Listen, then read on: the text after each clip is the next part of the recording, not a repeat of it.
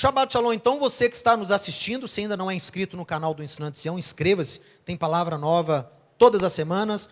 Você que está aqui na Har Zion, bom dia, Boker Tov. Você que está assistindo também, é um prazer tê-lo aqui novamente, porque hoje a gente continua na narrativa do livro de Levítico, Vaikra, e chegamos então na grande inauguração do tabernáculo, do Mishkan.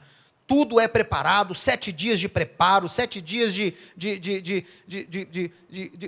instruções de Moisés detalhadas sobre o sacrifício, sobre a rotina, sobre a coreografia daquela santidade que seria inaugurada. Chegou então finalmente o 8º dia.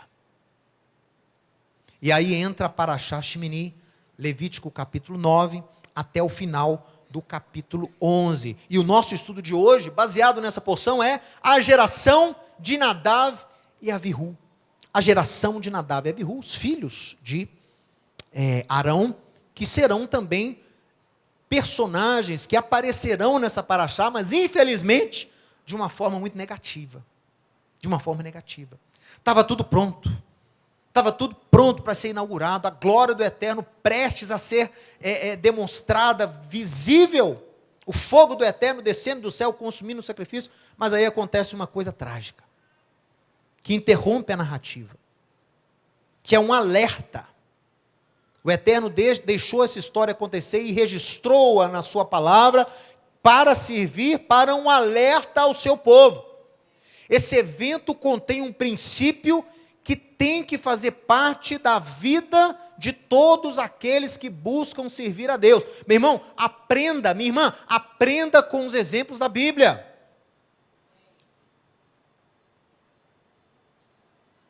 As pessoas sábias, inteligentes, aprendem com os erros dos outros. A pessoa sensata aprende com os próprios erros. A pessoa sábia aprende com os erros dos outros. Então nós temos que aprender com o que aconteceu aqui, com esse relato trágico que nós vamos ler agora. Então, Levítico capítulo 9, ele vai tratar do inicinho dessa inauguração, mas logo no capítulo 10, olha o que acontece.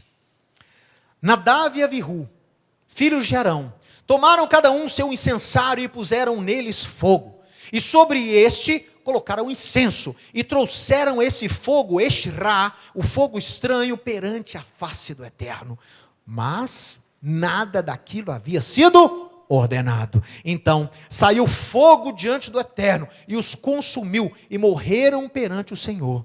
E falou Moisés a Arão: isto é o que o Senhor disse: mostrarei a minha santidade naqueles que se cheguem a mim, e serei glorificado diante de todo o povo. Porém, Arão se calou. Então você tem aí uma pintura da morte fulminante, né?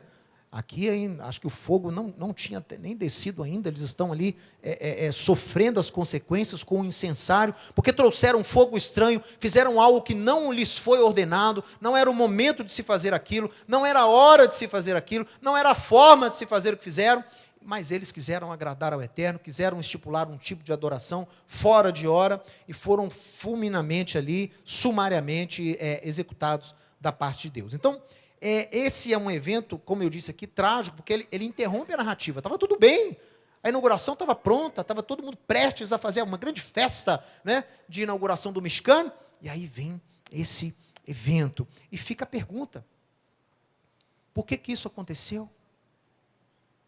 Por que a punição do Eterno foi tão grande assim? E a pergunta ainda aumenta a dúvida, quando você continua lendo o capítulo 10 e vê que os outros 2 filhos de Arão, Itamar e Elazar, cometeram um erro até pior. Eles esqueceram, ou não quiseram, comer a carne do sacrifício no local santo. E Moisés ira-se com ele, Moisés fica indignado e chama a atenção dos 2, porque não se recusaram a comer a carne do sacrifício no local santo. Porém, para Itamar e Elazar, foi só uma advertência. Mas para Nadav e Avihu, foi morte sumária. Por quê? Erro por erro, os dois filhos, né, as 2 duplas de filhos cometeram erros. Mas por que um foi punido com morte e o outro foi só advertido? É isso que fica de lição para nós neste estudo de hoje. Então, eu quero convidar você a responder essa pergunta comigo. Olha, o que levou Deus a punir esse erro de Nadav e Avihu com a morte instantânea, deixando o outro erro como a gente lê lá em Levítico 10:16, de Itamar e Elazar, esse erro foi tratado apenas com a advertência. Olha, se você analisa bem o texto e continua lendo especificamente as palavras que o Eterno dá a Moisés, você vai descobrir a verdadeira razão da punição do jeito que foi. Você vai ver que foi uma coisa muito mais grave do que um incensário na hora errada, da forma errada. Preste atenção no que a própria Torá relata no verso 9 do capítulo 10. A resposta do porquê foram punidos dessa forma pode estar no texto logo após a sua morte. Deus diz a Arão: vinho ou bebida forte não bebereis quando entrardes na tenda da congregação. Estatuto perpétuo será isso entre as vossas gerações, para fazerdes diferença entre o santo e o profano, entre o imundo e o limpo, e para ensinardes aos filhos de Israel todos estes estatutos que o Senhor lhes tem falado por intermédio de Moisés. Meus irmãos, aqui está o grande problema.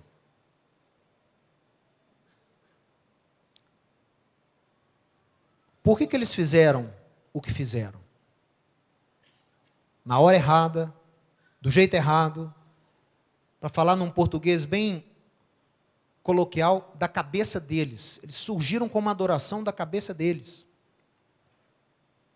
Por quê?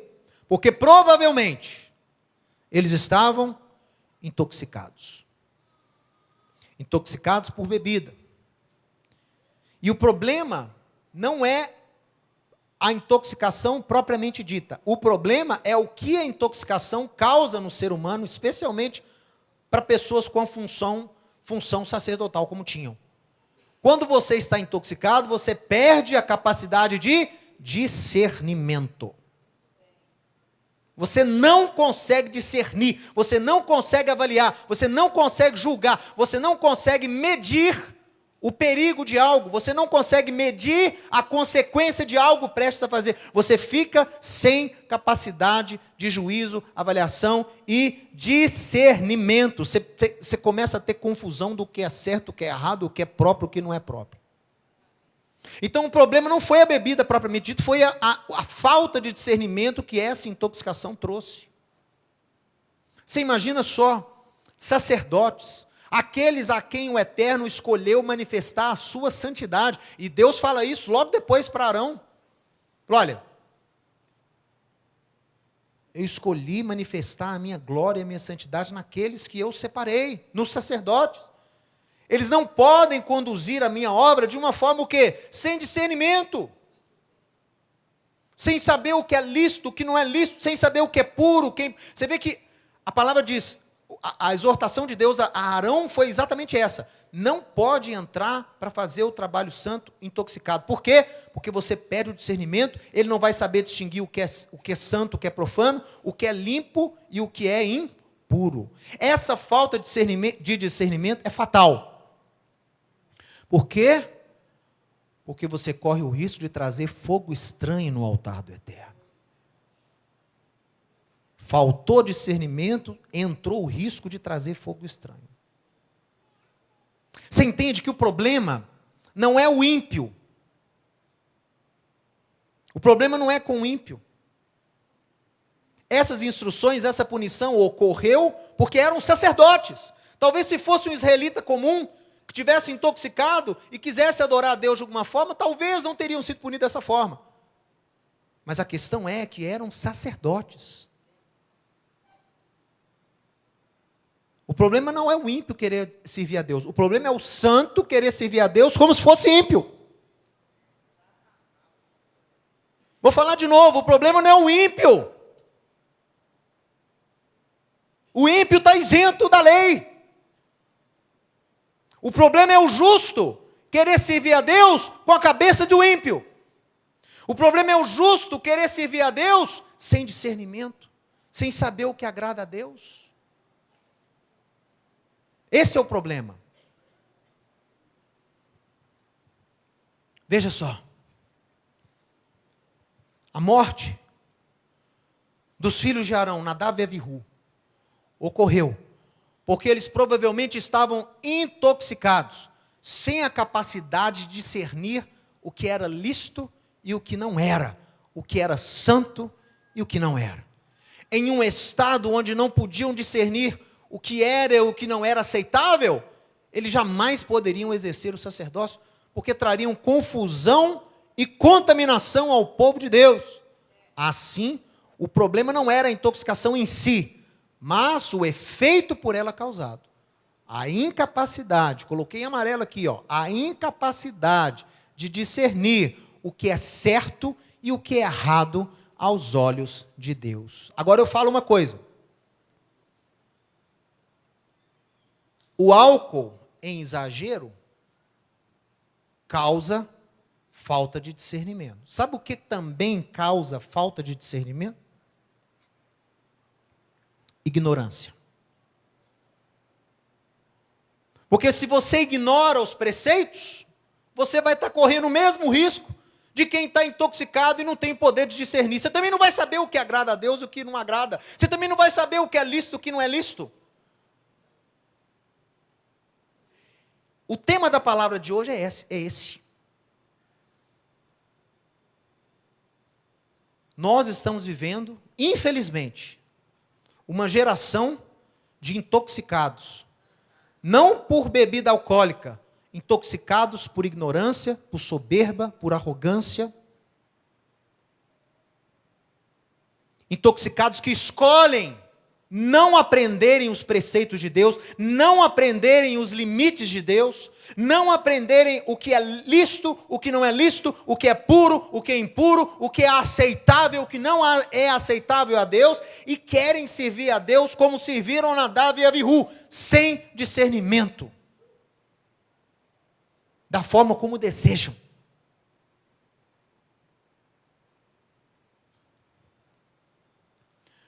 Infelizmente, o que nós vemos hoje é uma geração que incide no mesmo erro de Nadav e Avihu. Mesmo que não incentivem a ingestão de bebidas alcoólicas, e é fato, várias denominações cristãs não incentivam a ingestão de álcool, e eu os louvo por isso. Não creio que a ingestão de álcool seja pecado em si, mas a embriaguez é um pecado, e para certas pessoas, um copo já é um grande problema. Então não condeno denominações cristãs que incentivam seus membros a não tomarem nada. Em certos contextos, eu também ajo da mesma forma. Mas apesar de proibirem a ingestão alcoólica, veja aqui, algumas denominações cristãs perpetuam um estado de intoxicação teológica. Se a intoxicação prejudica o discernimento, os sofismas teológicos em relação à lei de Deus causam a perda do discernimento sobre o que agrada a Deus e o que desagrada a Deus. Meu irmão, ignorância ou sofisma causa intoxicação, causam perda de discernimento da mesma forma. Se você não tem um conhecimento, se você não tem a instrução, se você não valoriza, se você não entende o que é a justiça divina. E olha que interessante, tem 25 anos que nós falamos sobre isso aqui. 25 anos, eu pelo menos. Meu pai tem mais, né? Toda semana. São centenas. São talvez milhares de horas já gravadas, milhares de páginas já escritas sobre a importância da lei de Deus. E a gente sempre apregoa. Gente, obediência não é um sinônimo de legalismo, de pecado. Obediência é bom, desde que você a faça com o coração correto. Eu não obedeço para ser salvo. Eu obedeço porque eu sou salvo. E quem ama a Deus obedece. E Yeshua falou isso muito claro. A lei não salva, mas a lei ela me mantém no caminho. A lei foi feita para o justo. A lei não é para o ímpio, não. A lei para o ímpio é juízo. Para o justo é prazer. Então, já é uma coisa que faz parte de mim. Onde eu falo, onde eu ministro, eu sempre trago à luz isso. Da importância da lei de Deus. Por quê? Porque eu vejo, hoje, nos meios cristãos, é quase um senso comum. É quase um senso comum o quê? Que a lei já acabou, que a lei não vale mais, que a lei não é mais útil, que a lei é peso, que a lei é prisão, que a lei é antagônica à graça. Não, se eu estou na graça, eu não posso guardar a lei. Se eu estou na graça, eu não tenho que observar nada da lei. A lei já... Aqui, ó um outro senso comum de muitos meios teológicos cristãos. Jesus já cumpriu a lei por mim. Tem gente que elimina o argumento logo de início falando isso. O quê? Jesus já cumpriu isso para mim. E eu fico tentando entender, porque são pessoas inteligentes que falam essas coisas. Então, eu tento entender a construção mental dessa pessoa. Que base ela tem para dizer uma coisa dessa? Então, por exemplo, Jesus não adulterou, agora você pode adulterar? Quer dizer, cumpriu por mim? Não existe isso. A obediência, o juízo é individual. A graça é coletiva, a salvação é coletiva. Agora, a experiência, a obediência, o galardão é individual. A justiça é buscada individualmente. Então, Jesus não mentiu, agora você pode mentir? Quer dizer, Jesus cumpre a lei para você ser isento dela? Meu irmão, quem é isento da lei é o criminoso. Quem tem medo, quem tem problema, quem tem raiva de lei, quem tem birra de lei, não é o justo. É o exemplo banal que eu sempre dou aqui, mas que é relevante em todas as ocasiões. Você pega uma lei básica, criada para preservar a vida da sociedade. Uma lei de trânsito básica, criada para preservar a vida da sociedade. A lei seca. Eu não tenho problema nenhum com a lei seca. A lei seca para mim não é peso. A lei seca para mim não me oprime. A lei seca não está no meu pescoço como um jugo. A lei seca não me tira a alegria. A lei seca não é peso de forma alguma. Por quê? Porque a lei seca está dentro de mim. Eu não bebo, eu não tenho problema com bebida, graças a Deus, nunca tive. Eu não tenho inclinação para álcool, eu não tenho problema com álcool me dominar, nada disso. Então, a lei seca, ela está dentro de mim, ela não está fora. Ela está dentro. Ela faz parte da minha natureza, ela está lá dentro. Então, eu aguardo naturalmente. Mas e a pessoa que tem problema com o alcoolismo? Será que a lei seca é um peso para ele? Será que a lei seca é algo que o oprime? Será que a lei seca é algo que o faz lembrar do seu pecado? Será que a lei seca é algo que está sempre como um espinho na sua carne? Óbvio. Os preceitos de Deus são uma alegria para o justo. Eu não entendo essas pessoas que têm esse antagonismo em relação à lei de Deus, esse antinomismo, né? Essa aversão à lei de Deus. Essas pessoas não leem a Bíblia. Então, não lê os Salmos, não lê Provérbios, que pelo amor de Deus. Não tem como você encaixar essa teologia no espírito de Davi. Não tem como. Você tem o maior capítulo da Bíblia, um salmo maravilhoso, que os cristãos deveriam ler mais. Que é um salmo onde Davi exalta a lei de Deus.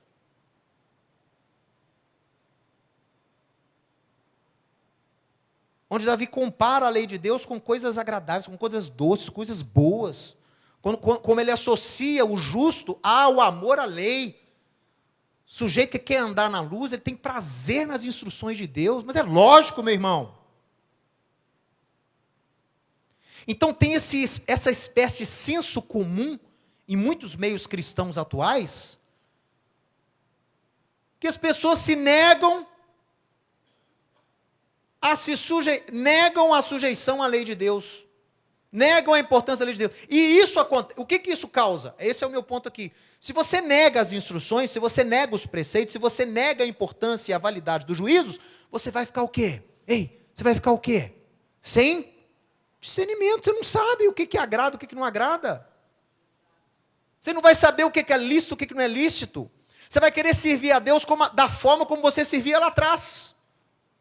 Para você é tudo igual, para você é normal. Ah, mas eu tenho o Espírito Santo em mim. Ah, é? Mas se você não cuidar de andar na luz, o Espírito Santo não vai ficar muito tempo aí dentro, não. Eu te provo isso. Eu vou te provar isso. Ah, faz morada em mim de forma eterna e indeterminada. Não, não, não, não, não, não. Vamos dar uma olhada aqui, olha só. Preste atenção. A falta da lei de Deus, a ignorância em relação à lei de Deus. E o que leva a essa ignorância? Soberba. Espírito triunfalista. As pessoas surgem com o argumento assim, a graça triunfou sobre a lei. Então, ou seja, eu triunfei, Jesus na cruz triunfou sobre Moisés. As pessoas realmente têm essa dicotomia. Vê Moisés como um ser assim, uma coisa ultrapassada, né? Moisés, Velho Testamento, lei de judeu, isso aí estamos na graça, a coisa é outro nível, né? Então é uma soberba, é um triunfalismo muito grande. E esse triunfalismo, a soberba é o quê? Cega a pessoa. Então a pessoa embebida nessa soberba, ela acha que aquilo tudo é irrelevante para ela. Só que ela foi alcançada pela graça de Deus.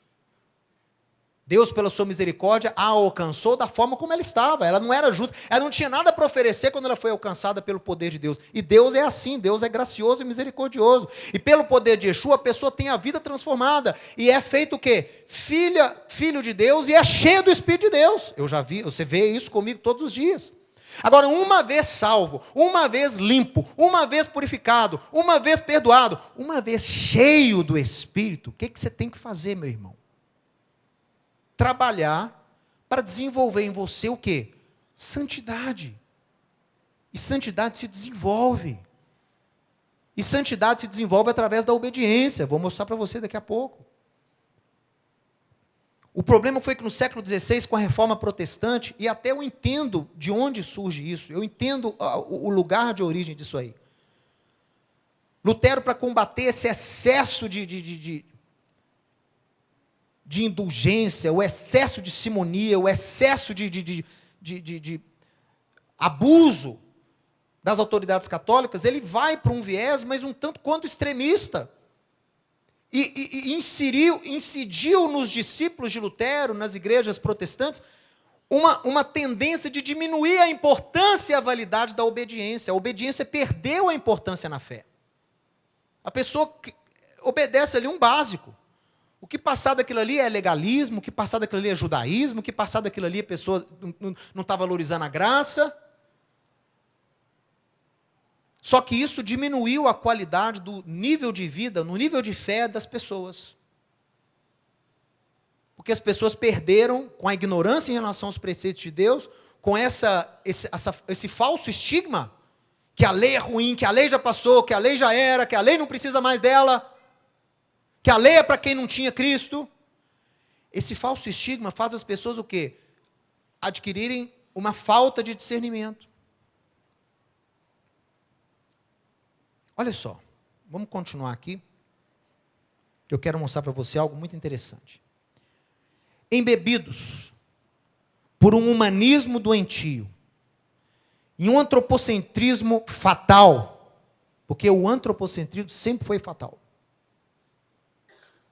Quando o mais importante passa a ser você e não o seu Criador, é a receita do fracasso. Quando uma religião dá mais ênfase no bem-estar humano do que em agradar a Deus, é a receita do fracasso. É uma religião como outra qualquer, baseada no humanismo. O homem é o centro do universo, o homem é o centro da criação, o homem é a razão de tudo, o bem-estar do homem é o mais importante na vida de um ser humano. A sua alegria, a sua felicidade, buscar a felicidade. Buscar se sentir bem a todo momento. Você não pode ter problema, você não pode passar por dificuldade, você não pode viver tribulação. Sua vida tem que estar tudo muito bem e sempre com emoções novas. Porque você é o mais importante. Você é o mais importante. Você vai na igreja, você vai na sinagoga, você vai nos encontros. com a lista na mão, não é? Você vai com a lista na mão, ó, eu preciso disso aqui. Ó. E Deus, que nós fomos criados para louvá-lo e para expandir a sua glória, Deus se torna nosso escravo, quer dizer, ele vira um mero serviçal. Não é isso? Deus vira um moço. No português de Portugal, moço quer dizer serviçal, né? Se você chegar lá no restaurante de Portugal e falar, moço, ele vai te exortar na hora, né? Igual eu vi um vídeo aí outro dia. Então, não chame o garçom lá em português de moço, nem policial no aeroporto de moço, tá? Que já vai fazer a alfândega lá, chama a policial de moça, ou moça, já vai dar bomba na hora, né? As pessoas transformam Deus num moço, um serviçal. O Schulam gosta de brincar, o Deus Papai Noel, sabe o que é o Deus Papai Noel? Ele não cobra nada de você. Aliás, é pior do que Papai Noel. Papai Noel exige bom comportamento, né? Papai Noel tem a lista negra lá. Então, quer dizer, se o menino não comportou, não é isso? O menino não comportou, na história que eles contam, o menino não ganha presente, não é isso? Mas esse Deus aí, ele é mais benevolente que o Papai Noel. Ele não tem lista negra nenhuma, ele só te dá a bênção. Não tem exigência nenhuma. Olha que coisa maravilhosa. Não vai te exigir nada. Tudo que ele te deu é de graça. Você pode viver do jeito que você quiser, que o que ele te deu nunca ele vai tirar. Olha que maravilha. Cheguei no Shangri-La, cheguei uai. Agora a coisa está maravilhosa. Que religião é essa, meu irmão? Que não tem santidade, que não tem santificação, que não tem boas obras, que não tem frutificação, que não tem renúncia, que não tem sacrifício, que não tem cruz. Enche de cruz os templos, enche de cruz a parede, enche de cruz os pingentes, mas a cruz está longe da vida dele. A cruz só está num pingente, não está lá dentro. Não pode ter cruz, é a fé que não pode ter cruz. Se tiver dificuldade, você está em pecado. Chegou doença no seu lar, você está em pecado. Descobre aí que alguma coisa está errada.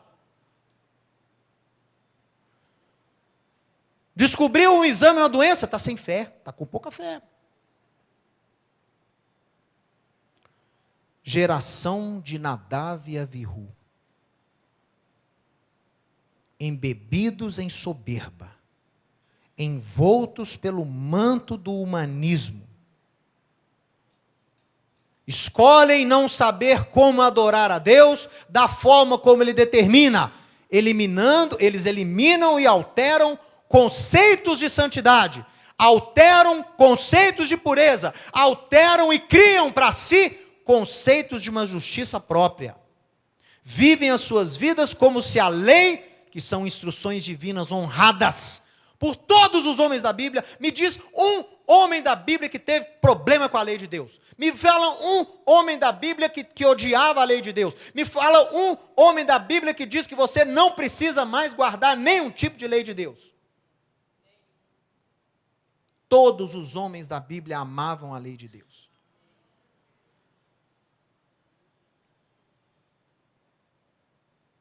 E antes de você citar Paulo e o autor de Hebreus, reflita no que você vai falar. Porque é o mesmo Paulo que o que você acha que ele falou contra a lei é refutado por ele mesmo quando ele escreve em Romanos capítulo 7 que a lei é boa, o mandamento santo, justo, bom, e ele termina o capítulo dizendo que o homem espiritual o homem interior tem prazer na lei de Deus. É o mesmo Paulo que escreveu ao Timóteo em 2 Timóteo 3, 15, 16, que a lei é boa, útil para ensinar, para admoestar, para instruir na justiça, para que o homem de Deus seja perfeito em toda obra no reino. Pensa antes de você falar. Pensa.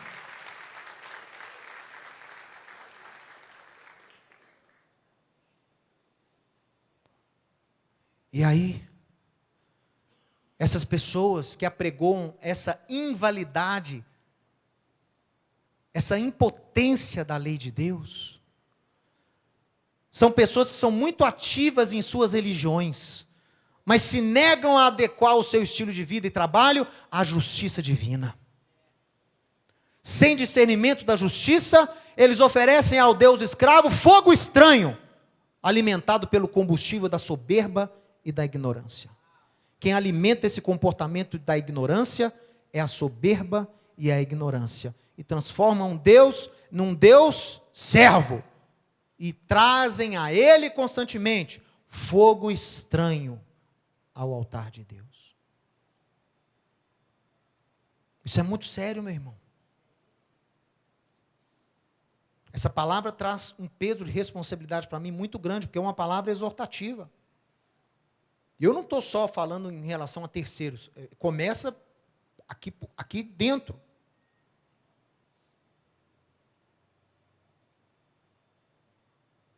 Isso é um perigo, criar essa religião, essa forma de adorar, essa geração de Nadab e Abiú, isso é um perigo.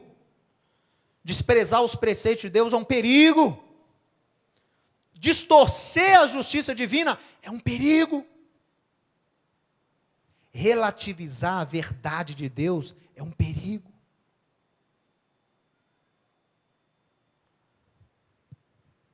Olha só.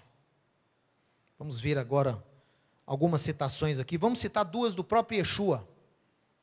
Vamos citar duas admoestações do próprio Yeshua.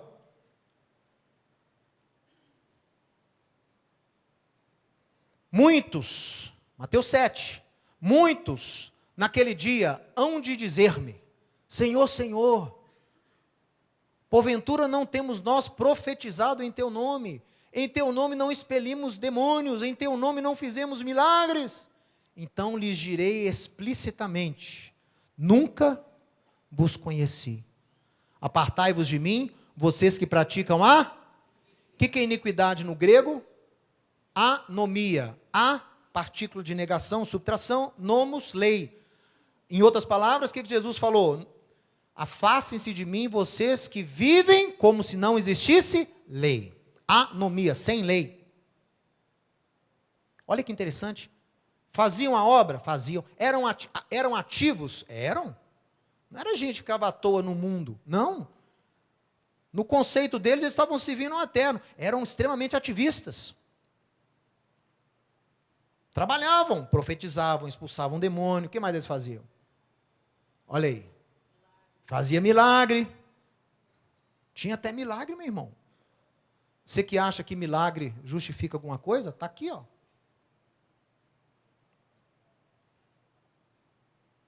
Yeshua vai virar para eles e falar: ó, não conheço vocês. Vocês não têm lugar aqui. Vocês têm que ficar longe, vocês que vivem como se não existisse lei.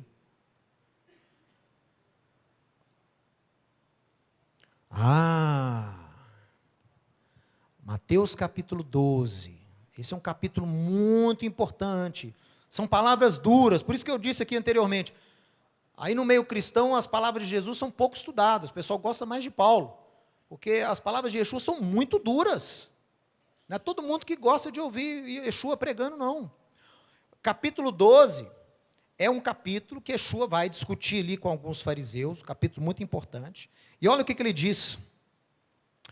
Quando o espírito imundo sai do homem, ele anda por lugares áridos procurando repouso, porém não encontra. Por isso diz: voltarei para minha casa de onde saí.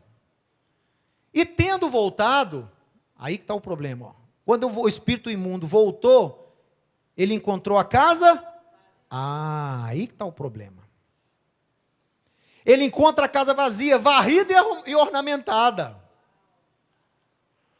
Então vai e leva consigo outros 7 espíritos, piores do que ele, e entrando habitam ali. E o último estado daquele homem torna-se pior do que o primeiro. Assim também acontecerá com essa geração perversa. Eu quero te explicar o princípio do que Yeshua falou aqui. Qual foi o problema dessa história, desse exemplo que ele deu? A pessoa é liberta, a pessoa tem uma experiência com o eterno, a pessoa tem os espíritos que a oprimiam expulsos da vida dela. Espírito maligno faz habitação dentro do homem. Então, a pessoa tem uma experiência com Deus, a pessoa recebe uma oração, a pessoa é liberta. Qual que é a missão? E recebe o Espírito de Deus. Não fica vácuo, não. O vácuo não existe. O vácuo, ele é sempre preenchido por algo. No espaço que aquelas entidades habitavam, quem que passou a habitar? O Espírito Eterno. O Espírito Eterno passa a habitar em nós. Qual que é o problema? Se essa pessoa que foi liberta, que recebeu o dom do Espírito, que é dom de Deus, você recebeu o Espírito do Eterno, se você não andar em boas obras, se você não começar a buscar a justiça de Deus, se você não começar a aprender o que agrada, o que não agrada a Deus, o que traz impureza, o que traz pureza para a sua vida, este Espírito vai te abandonar.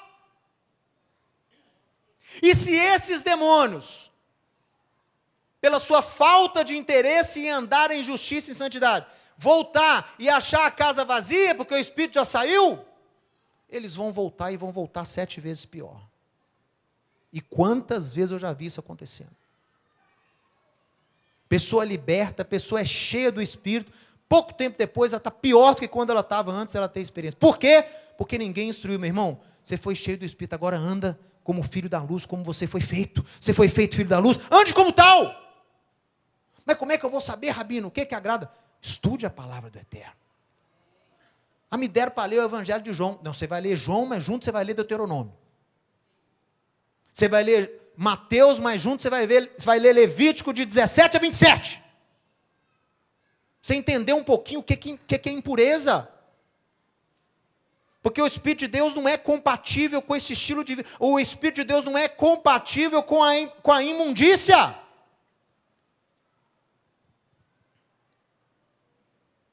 Meu irmão, você me desculpa aqui, mas o Espírito Santo, a presença do Eterno, ela é muito preciosa. Você vê aqui a preparação do tabernáculo, não é possível que você não aprende nada, vocês não estão aprendendo nada. Olha a quantidade de preparação que tinha aqui para Deus poder visitar com o seu Espírito. Era uma coisa que exigia preparo, que exigia dedicação, que exigia santidade. Um detalhezinho lá já era punido. Amém? Nós não estamos mais em época de tabernáculo, meio de tempo. Aqui, mas um mínimo de pureza e santificação você tem que buscar na sua vida. Porque o Espírito Santo não fica assim. Você vai viver do jeito que você quiser e achar que vai continuar cheio. O que acontece? Você não busca santidade, você não busca aprender, você não busca se descontaminar do mundo. Você fica alimentando a carne, alimentando a serpente, alimentando a inclinação do mal dentro de você, continua vivendo em pecado, continua com práticas pecaminosas, o Espírito faz o quê? Sai de você.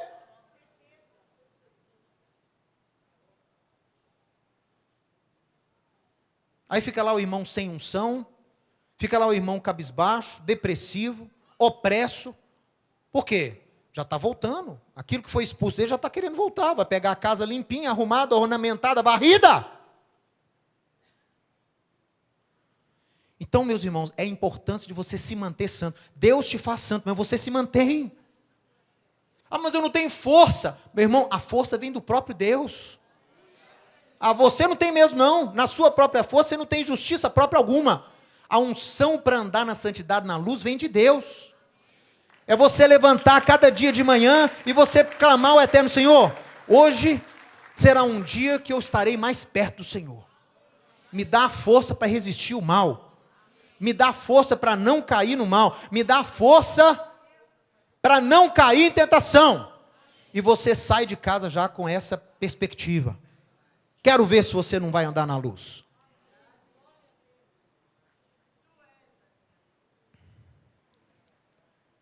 O Espírito Santo já ausentou do sujeito. E olha o trabalho que você vai ter. Deu trabalho para tirar um, agora você vai ter que tirar 7 mais fortes que o primeiro.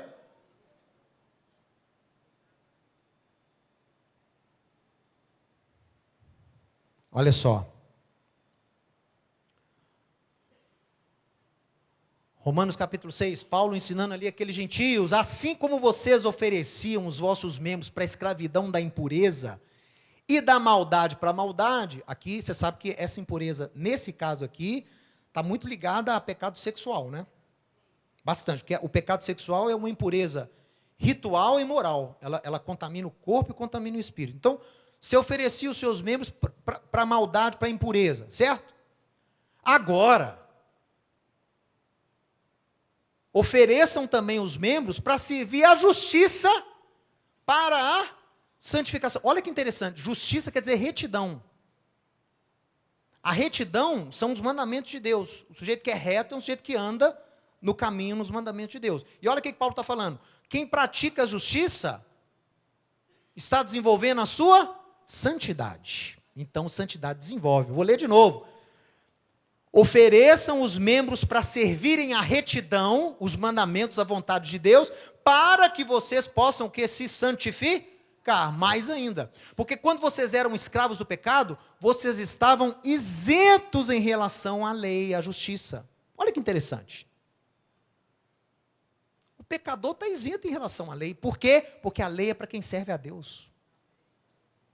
Ei, a lei é para quem serve a Deus. A lei não é para o ímpio, não. A lei é para o justo.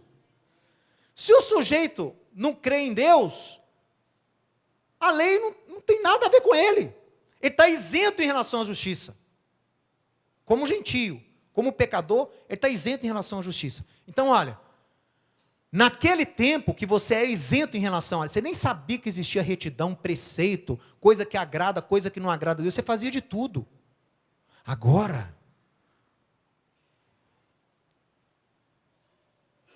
naquele tempo você colhia o quê? Colhia coisa de que agora você tem vergonha. Porque o fim dessas coisas, o objetivo dessas coisas levava você à morte. Agora, porém, libertados do pecado, transformados em servos de Deus, tendes o vosso fruto para a santificação. Mas para ser santificado tem que servir a justiça. E por fim a vida eterna. Opa, nem quero entrar aqui. Aqui já é outra bomba. Aqui já é outra bomba. Quem tem ouvidos para ouvir, ouça. Dá fruto, santifique-se para você herdar a vida eterna. Quem tem ouvidos para ouvir, ouça. Porque o salário do pecado é a morte, mas o dom gratuito de Deus é a vida eterna em Yeshua, nosso Senhor. Então vou falar de novo. Quem está isento em relação à lei é o pecador. O justo tem que ter a lei dentro dele, escrita. Tem que meditar nela de dia e de noite. O justo tem que ter prazer na lei de Deus. O justo obedece, estuda, aprende um preceito novo. Aquilo para ele é como se fosse um doce. Um pavê. O que a Tatiane fez outro dia para mim foi uma torta de doce de leite. Então, aprender um preceito novo, descobrir que Deus se agrada de certo comportamento, descobrir que Deus não gosta de certos comportamentos, tinha que ser para você como uma coisa doce, agradável, maravilhosa. Meu Deus, que coisa maravilhosa.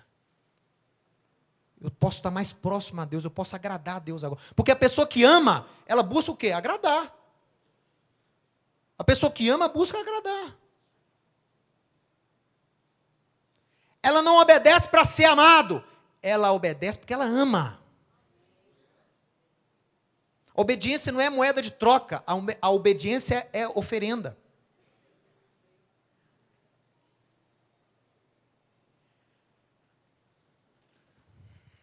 Então, olha só, eu vou citar aqui um professor que tive, um dos maiores especialistas em Novo Testamento, no contexto judaico, é um judeu chamado Mark Nanos. Mark Nanos, no seu livro O Mistério de Romanos, ele escreveu O Mistério de Romanos e a Ironia de Gálatas. Ele escreveu o seguinte: como gentios, vocês estão isentos da lei de Deus.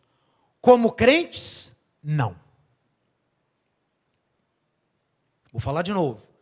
Como gentio, eu não sou judeu. Então a lei não é para você mesmo, não. Você tem toda a razão. Nada do que está na Bíblia é para você. Né? A lei foi dada para os filhos de Abraão, para Israel, para o judeu. Como gentio, você não é judeu. Você não tem descendência nenhuma com Abraão. Então você, não é nada, você tem razão, você está certo. A lei não é para você, não.